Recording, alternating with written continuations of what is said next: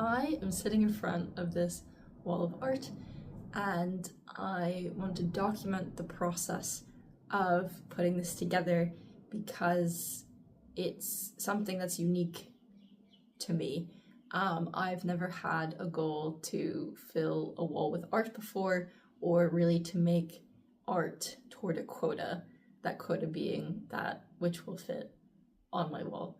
If you've gone to art school, you're probably quite familiar with having like a set amount of artworks that you need to get done, but I have never been to art school, so having that sort of structure is not something I am familiar with. And what I've actually been enjoying about it is that it's given me a goal that I'm sort of in control of, which is that I want to fill this wall with art and really see how far I can get before I have to take them down, which I'll get to later. As an introduction, hi, my name is Victoria. I am an artist living in London.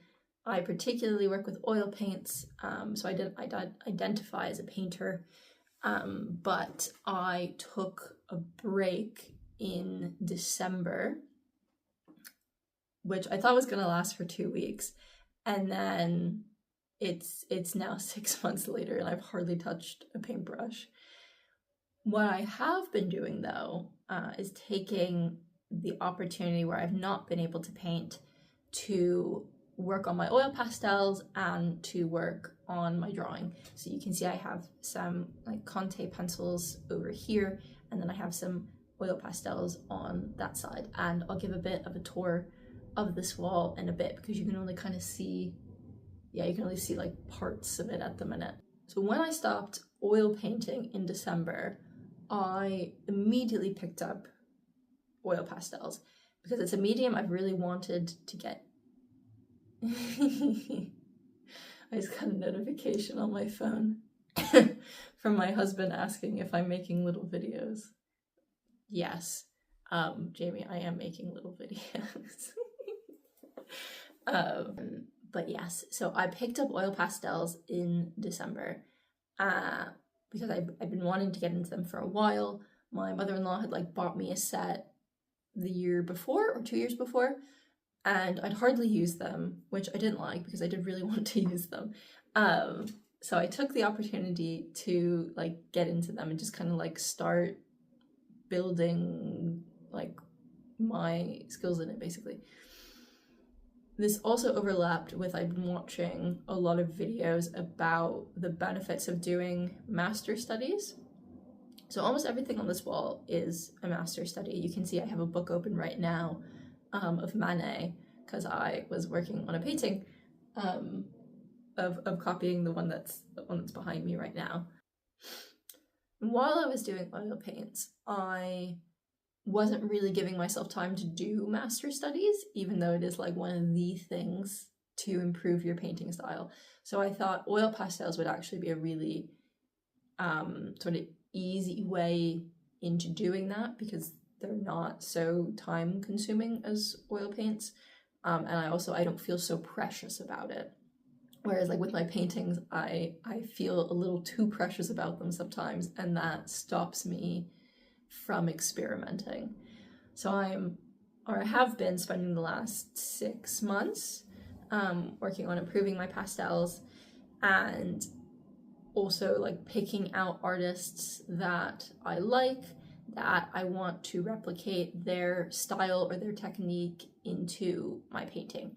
And though oil pastels are not the same technique as oil painting, a lot of the same rules around like positioning, space within a painting, colors especially, how to like build colors amongst themselves, that is all transferable into oil painting. So I'm looking forward to see how much my painting skills will have changed as a result of doing this. So the rest of this video, I will focus on just the process of making it. I'll do a bit of a tour of the art that I have up on the wall.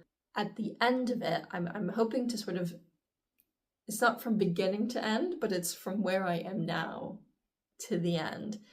And then when I have to like take these down when I move, I would love to have another sit down discussion about like what I have learned from it.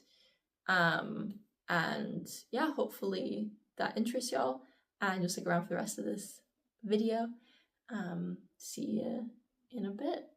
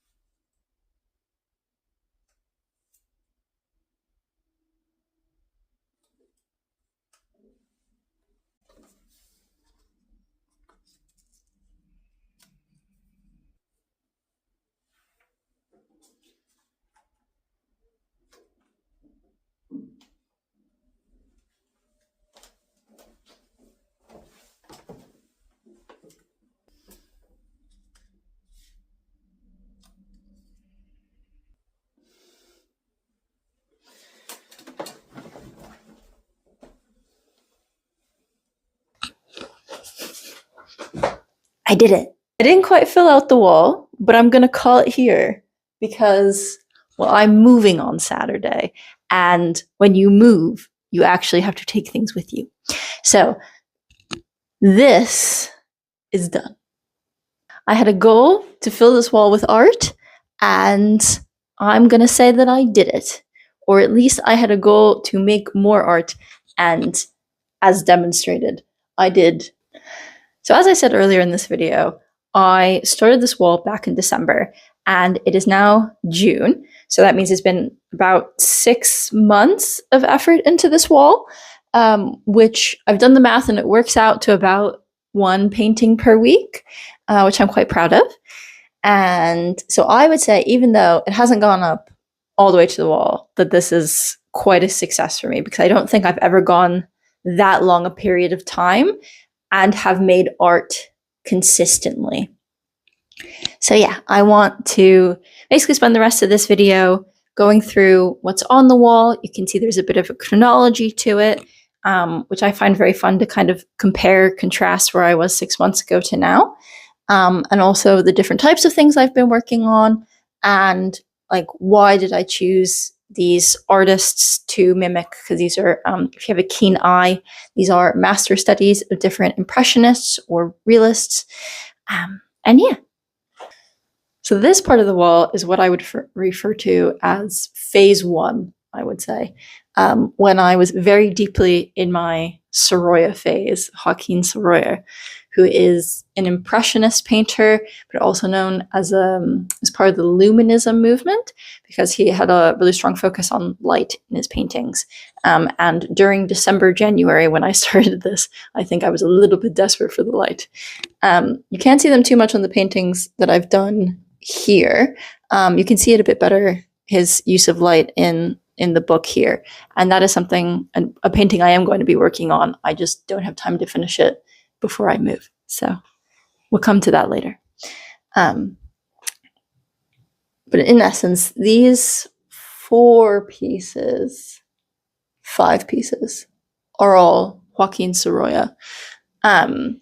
I, without meaning to, started a theme of women in sort of beautiful locations or in very beautiful clothing, and sort of have realized I might be a figurative painter more than a landscape painter, which we're going to see how that goes in the future. But that will be quite clear as we go through this wall, that women are sort of the focal point of this whole thing. So in this period, you can see the most distinct shift in quality of output, because I started in December using Faber-Castell oil pastels, which I then learned after looking up reviews that they might be some of the worst, which I feel bad saying because I love their pencils. But there's a very distinct difference between this girl in the red jacket and this girl in the purple cloak / dress. And that is because I switched to Mungyo oil pastels. This other portrait was also done in Faber-Castell, and I kind of got around with it as best I could, but you can see in like some of the background, it's just real funny looking. It doesn't blend well. And I also relied heavily on pencils to sort of do some of the detailing and things, because I couldn't otherwise, even though I still really love this. I do really love this painting. And then this little boy is also part of the Sorolla period. And even though he doesn't really fit the theming, I put him on the wall because I just think it's a really cute drawing that I did in just colored pencil. So not, again, within the theming, but very cute. And then this woman who is Juaquin Sorolla's wife, actually, is one of my favorite on this wall, and also is a good demonstration of his use of lighting. This section over here, I'm going to refer to as the second period in this work of art. I did it in Conte pencils, or I really want to use my Conte pencil, which has this like beautiful kind of blood red color. And I really wanted to start getting into portraits since I wasn't doing painting. And while I was painting, I was very much focused on landscape, which meant I wasn't learning anything about portraits. So I decided to crack open a book about John Singer Sargent's charcoal pencil drawings and have been working on those slowly. I actually really love all the characters. I think I purposely picked out people who were just interesting, which is not very hard because John Singer Sargent knew a lot of really interesting people. But you have everyone from the mother of Winston Churchill, who was American, to an actress and she was a composer, Miss Ethel Smith.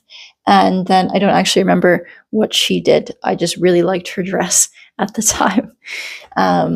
But here you can see a bit of a development between my ability to do portraits, which is starting with Winston Churchill's mother, Jenny Churchill, and then moving counterclockwise around the wall. So where I see the progression in these paintings is mostly around like elements within the face, the shape of the eyes and the mouth and the nose, which I struggled a lot with the eyes in the first piece. And then as I got around, I felt a lot more comfortable I think I was being too prescriptive initially. And actually, there's a bit more organicness about the eyes, or at least in the way that John Singer Sargent portrays them. And so that was a bit of a light bulb moment. And just like leaning into the specific features of the person's facial shape, as opposed to this is what I think a nose is meant to look like. And so from there, I think it got a lot better as I was going through them. But I do intend to do a lot more of these. I would ideally like to work through the book and build my portrait drawing skills someday, somehow. Next section. Huh.